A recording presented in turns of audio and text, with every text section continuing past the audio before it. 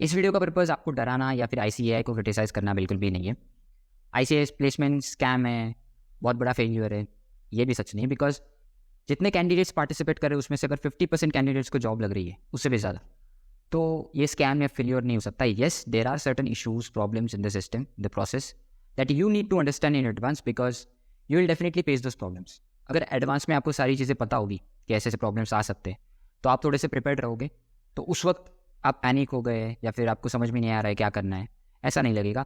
आपके साथ ही ये हो रहा है ऐसा भी नहीं लगेगा, बिकॉज 90% कैंडिडेट्स के साथ तो भी ये प्रॉब्लम्स आती ही है। ठीक है, तो क्या है वो प्रॉब्लम्स? Let's begin.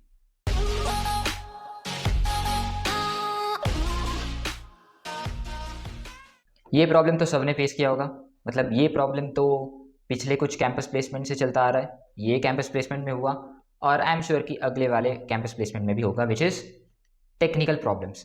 आईसीएआई की साइट कैसी है आपको पता है, बहुत सारे टेक्निकल प्रॉब्लम्स आते हैं। डेटा सेव नहीं हो रहा है, लॉगिन नहीं हो रहा है, लॉग आउट हो जा रहा है, या फिर अपलोड नहीं हो रहा है, पेमेंट के रिलेटेड इश्यूज आते हैं, प्रोफाइल सेव हुआ है कि नहीं वो पता नहीं चलता है, ऐसे बहुत सारे प्रॉब्लम्स। सो टेक्निकल प्रॉब्लम्स तो आप सबने फेस किए होंगे, बट ये सारे प्रॉब्लम्स के सॉल्यूशंस भी आपको मिल गए होंगे एंड आपका फॉर्म भी सक्सेसफुली सबमिट हो गया होगा। और वैसे भी ये प्रॉब्लम आपको डायरेक्टली अफेक्ट नहीं करता है, सो इसको थोड़ा सा साइड में रखते हैं। और वैसे भी हम सिर्फ आईसीआई की बात कर रहे हैं, आप जब कंपनीज की साइट देखोगे वो भी इतनी अच्छी नहीं होती, इवन आईटी कंपनीज की site. So for the time being upon technical problems को थोड़ा सा साइड में रखते हैं। कुछ ऐसे प्रॉब्लम्स है जो आपको ज़्यादा अफेक्ट करेंगे, डायरेक्टली अफेक्ट करेंगे, उसके बारे में बात करते हैं। सबसे पहला प्रॉब्लम जो आप फेस करोगे वो ये है कि कंपनीज के इंटरव्यूज़ के डेट्स क्लैश करेंगे और समटाइम्स इवन टाइमिंग्स भी क्लैश करेंगे। अब पहली बात तो ये जान लो कि ऐसा होता क्यों है, दो कंपनीज के इंटरव्यू के डेट्स सेम क्यों हैं। अगर आपने आईसीआई कैंपस प्लेसमेंट का ब्रोशर देखा होगा तो उसमें आपने ये देखा होगा कि कंपनीज को आईसीआई ने कुछ डेट्स दिए हुए, ठीक है, जैसे प्रीमियर डे हो गया, डे 1, 2, 3, 4, 5, और डे के हिसाब से कंपनीज को पेमेंट भी करना होता है। मान लेते कि जिन 4 कंपनीज को आपने कंसेंट दिया, उन 4 कंपनीज में से 2 कंपनीज ने प्रीमियर डे के लिए आईसीआई को पेमेंट किया हुआ है। तो अगर प्रीमियर डे के लिए उन्होंने पेमेंट किया तो ऑब्वियसली वो 2 कंपनीज आपका इंटरव्यू प्रीमियर डे पे ही शेड्यूल करेंगे, तो डे क्लैश हो गया। हो सकता है कि टाइमिंग भी क्लैश हो जाए। अब ऐसे सिनेरियो में आपको क्या करना चाहिए? अगर आपका डेट अगर क्लैश हो गई तो कोई प्रॉब्लम नहीं, अगर लेकिन टाइमिंग भी क्लैश हो गया तो आपको प्रॉब्लम है, बिकॉज फिर आपको एक चूज़ करना पड़ेगा। सो इस केस में आपको क्या सोल्यूशन है, क्या करना चाहिए आपको? सो सबसे पहले talk to the respective teams of both the companies, ठीक है, कि ऐसा ऐसा प्रॉब्लम है, इंटरव्यू मेरा क्लैश हो रहा है, टाइमिंग। दोनों कंपनीज के रिस्पेक्टिव टीम से बात करो, बट 90% चांसेस है कि वो आपकी नहीं सुनेंगे, हम आईसीआई के थ्रू चले जाएंगे। इट्स नॉट लाइक कि वो आपकी नहीं सुनना चाहते और आईसीआई ने बोल दिया तो वो सुन लेंगे, ऐसा नहीं है। उनकी भी प्रॉब्लम समझोगे। मान लेते हैं किसी कंपनीज में 200 वैकेंसीज है, तो वो 2000 कैंडिडेट्स को शॉर्टलिस्ट करेंगे। अब 2000 में से 300 लोगों को अगर ये प्रॉब्लम आ रही है कि उनके इंटरव्यू के डेट्स या टाइमिंग्स क्लैश कर रहे, तो अब 300 के हिसाब से तो वो चल नहीं सकते डेफिनेटली, क्योंकि interview is a big process, time जाता है उसमें कंपनीज का भी बहुत। सो 300 के हिसाब से चलना उनके लिए भी पॉसिबल नहीं है, ठीक है। तो वो आपका इंटरव्यू का टाइमिंग या डेट रीशेड्यूल करेंगे, ये तो मोस्ट ऑफ द केसेस में नहीं होगा, अनलेस आपका बहुत ज़्यादा जेन्युइन इशू है, जैसे फैमिली में कुछ डेथ वगैरह हो गई या फिर बहुत ज़्यादा मेजर प्रॉब्लम हो गया तो। वरना 90% केसेस, 99% केसेस में वो आपका इंटरव्यू रीशेड्यूल नहीं करेंगे, ठीक है। तो उसमें क्या करना चाहिए फिर अगर ऐसा होता है तो ऑब्वियसली जो बेस्ट ऑप्शन है वो आपको सिलेक्ट करना होगा, दोनों में से एक के साथ आपको जाना होगा। This is the one problem. मेरे साथ भी ऐसा हुआ था। मेरा विप्रो का इंटरव्यू का 3rd round, which is HR round, वो क्लैश हो रहा था आईसीआई की जो मेरी कैंपस की एक कंपनी थी उसके साथ। पहले ये नहीं हो रहा था, बट उस कंपनी ने, जो कैंपस वाली कंपनी थी, उस कंपनी ने मेरा इंटरव्यू 1st राउंड 2 बार रीशेड्यूल किया। अब 2 बार रीशेड्यूल करने के बाद मेरा क्लैश होने लगा। फिर ऑब्वियसली मैंने दोनों टीम से बात की, बट किसी ने भी नहीं सुना मैंने, क्योंकि कैंपस वाले तो 2 बार ऑलरेडी शेड्यूल कर चुके थे, तो ऑब्वियसली उन्होंने नहीं सुना। सो फिर मेरी जो प्रायोरिटी थी कि अभी मेरा विप्रो का लास्ट राउंड है, तो मुझे वो सिलेक्ट करना पड़ा, वो मैंने छोड़ दिया।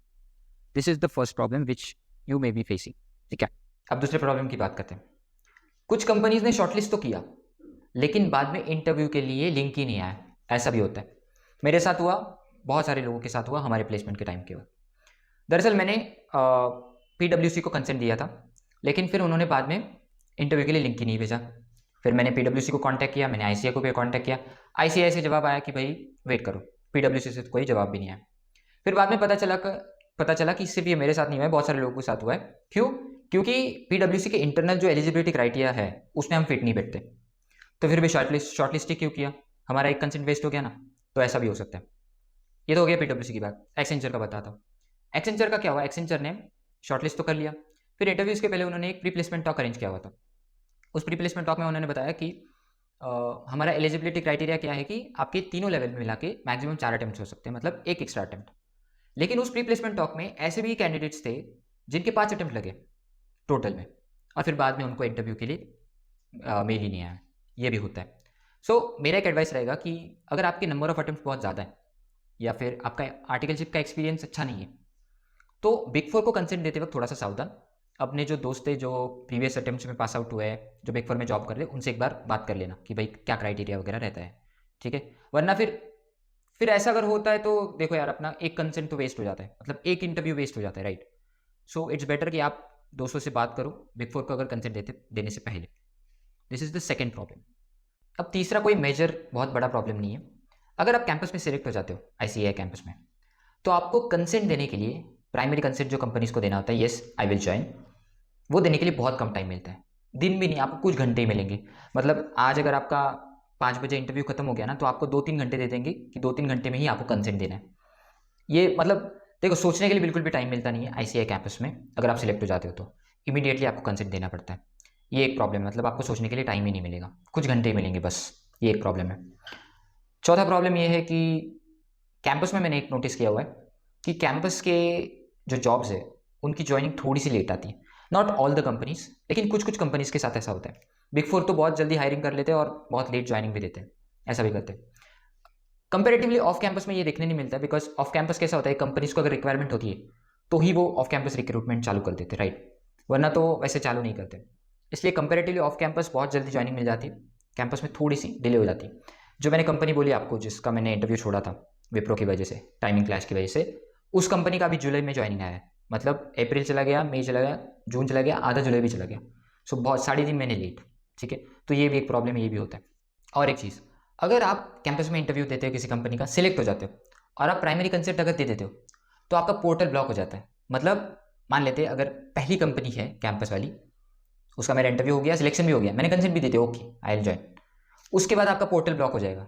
उसके बाद जो भी 3 कंपनीज है ना, उसका आप इंटरव्यू नहीं दे पाओगे। ये भी एक प्रॉब्लम है। हाँ, उसके बाद की कम्युनिकेशन आपके बीच और कंपनी के बीच होते हैं। मान लेते दूसरे कंपनी का आपने इंटरव्यू भी दे दिया, सिलेक्ट भी हो गए, तो भी आप पोर्टल पे नहीं जा पाओगे और वो कंपनी आपसे इंसिस्ट करेगी कि पोर्टल पे जाओ और वहाँ पे ही एक्सेप्ट करो। सो ये एक प्रॉब्लम है थोड़ा सा। बट ICAI उनके साइड से भी थोड़ा सा राइट है यार, कि अगर एक जॉब आपको मिल गई है तो बाकी तो दूसरों के लिए छोड़ दो, ये उनका पॉइंट ऑफ व्यू है। बट हमारे लिए तो गलत है, बिकॉज एटलीस्ट 4 कंपनीज का हमें तो दे दो यार। सो ये एक प्रॉब्लम है जो आप फेस करोगे कि अगर एक कंपनी में सिलेक्ट हो गए, कंसेंट दे दिया, तो बाकी 3 कंपनीज का आप इंटरव्यू नहीं दे पाओगे। हाँ, इंटरव्यू भी दे पाओगे लेकिन सिलेक्ट नहीं कर पाओगे। अब सारे प्रॉब्लम्स ही प्रॉब्लम्स है, ऐसा भी नहीं है, कुछ अच्छी चीज़ें भी है कैंपस में। अच्छी चीज़ की अगर बात करूँ तो जैसे मैंने बोला, प्रोसेस बहुत फास्ट हो जाता है। मतलब आपके अगर 2 राउंड्स है किसी कंपनी के, तो दोनों राउंड्स आपके एक ही दिन में हो भी जाएंगे, आपको रिजल्ट भी पता चल जाएगा और आपको, जैसे मैंने बोला, जल्दी कंसेंट भी देना पड़ेगा। सो ये एक है कि प्रोसेस बहुत फास्ट होता है। और एक चीज़ जो मुझे पर्सनली ऐसी लगी कि कैंपस का सिलेक्शन का प्रोसेस ना थोड़ा सा ईजी लगा मुझे कंपेरेटिव टू ऑफ कैंपस। हाँ, मतलब ऑफ कैंपस, मतलब विप्रो का जिस तरह से इंटरव्यू हुआ था उस तरह से एक्सेंचर का मुझे नहीं लगा। एक्सेंचर का बहुत बहुत ही ज़्यादा ईजी लगा मुझे। कैंपस का थोड़ा सा रिक्रूटमेंट प्रोसेस ईजी है, दैट्स व्हाट आई फील्ड। अब मैं कुछ एडवाइस करता हूँ, मेरा एडवाइस, और ये एडवाइस आपके दोस्तों ने भी आपको दिया होगा जो कि पिछले कैंपस में बैठे थे।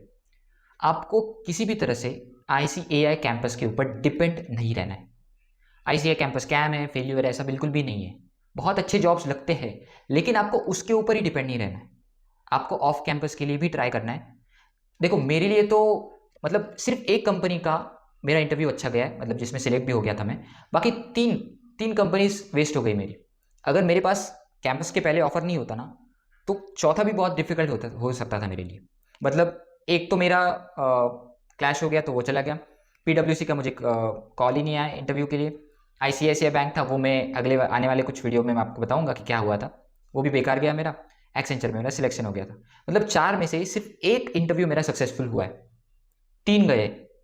सो इसीलिए आपको कैंपस के ऊपर बिल्कुल भी डिपेंडेंट नहीं हो जाना है। ऑफ कैंपस ट्राई करते रहो। कैंपस आपके पास है, बट ऐसा नहीं कि कैंपस है तो संभाल लेगा कैंपस, ऐसा नहीं है। कैंपस के ऊपर डिपेंड मत रहना। और एक एडवाइस करता हूँ, जितने भी कंपनीज में आप इंटरव्यू दोगे और सिलेक्ट हो जाओगे ना, तो आप उनकी ऑफर एक्सेप्ट कर लेना। कैंपस में भी आपका अगर हो जाता है ना, तो ऑफर एक्सेप्ट कर लेना। देखो ये ना प्राइमरी कंसेंट होता है, ये कंसेंट आपको बाइंड नहीं करता है, ठीक है, जॉब के लिए। बाइंड कब हो जाओगे आप, जब कंपनीज का फाइनल ऑफर लेटर आएगा ना, और उसको आप अगर एक्सेप्ट कर लेते हो तब जाके आप बाइंड हो जाते हो, उसके पहले आप बाइंड नहीं होगे। अगर आप कंपनीज को कंसेंट दे देते हो, सारी कंपनीज की ऑफर ऑफर हाथ में रखते हो, तो उससे फायदा क्या होगा। देखो कंपनी, कोई भी कंपनी ज्वाइन करने से पहले आपके पास मल्टीपल ऑफर्स रहेंगे। अगर आपके पास सारे ऑफर्स हाथ में हैं, और क्या होता है कंपनी ना फाइनल ऑफर लेटर रिलीज करने में थोड़ा सा टाइम लेती है, अनलेस उनके पास बहुत ज़्यादा अर्जेंट रिक्वायरमेंट हो। तो मान लेते अगर आपका आज सिलेक्शन हो गया, आपने कंसेंट दे दिया, तो उसके बाद मिनिमम 1 महीना कंपनीज देगी आपको फाइनल ऑफर लेटर रिलीज करने के लिए, क्योंकि फिर बीच में आपको डॉक्यूमेंट्स अपलोड करने होते हैं, बैकग्राउंड वेरिफिकेशन वगैरह होता है, तो उसमें टाइम जाता है। तो अगर आपने ऑफर एक्सेप्ट कर लिए, प्राइमरी कंसेंट दे दिया कंपनीज को, तो आपको 1 महीना मिल जाएगा सोचने के लिए। क्या सोचने के लिए, कि अगर मल्टीपल ऑफर्स आपके हाथ में है तो उसके लिए बेस्ट कौन सा है, उस केस में आपके लिए बेस्ट कौन सा है तो आप चूज कर सकते हो। वरना आपको मतलब नहीं ज्वाइन करना है तो आपने जान ही दिया, तो वो तो ऑफर चला गया ना। उससे अच्छा ये है कि अगर सिलेक्ट हो जाते हो तो प्राइमरी कंसेंट दे दो कि हाँ भाई हम ज्वाइन कर लेंगे, करना ही नहीं करना है वो फाइनल ऑफर लेटर जब आए तब डिसाइड कर लेना, ठीक है। ये एक चीज़ है, उससे क्या होगा, ऑफर भी रहेगा, सोचने के लिए टाइम भी मिल जाएगा। So all the best for your interviews, for campus and off campus as well. मिलते हैं अगले वीडियो में, तब तक के लिए टेक केयर, बाय बाय।